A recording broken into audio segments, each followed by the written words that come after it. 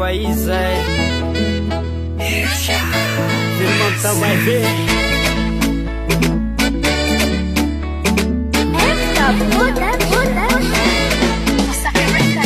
Nangafatra anao mama La la la la la la Mitia am tanana La la la la la Fasati mbo mikarama La la la la la la Ituvizana amin'ny akama La la la la la Naikanuanye Mbola hoavy Dekuanyawe Yaitanawe Nifielen timia mafe Akinom nyawa nyambunyaw Itatinga zara moshwandre Eret kele fa hoavy Efa nyuva Yezana kawe Batiniwe Paela lochizai Nipamaga Jesina hazwe Mutefawe Nema hasara naze Wafina sawu Kuzure wakama Fata kudiku Seshoni fanova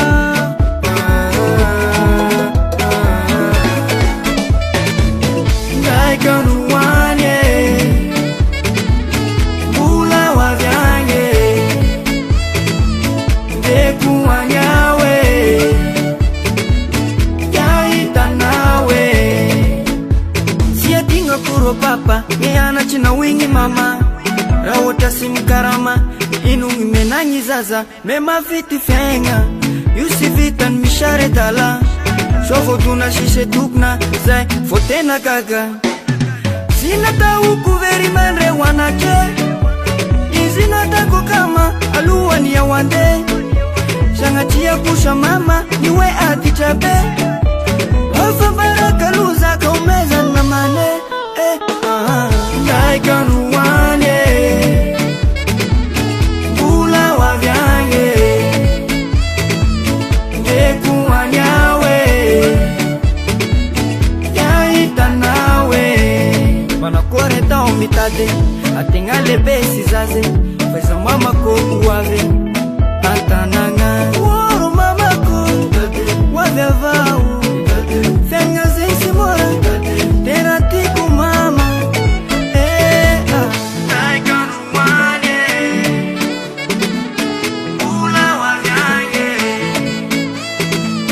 Dekuanyawe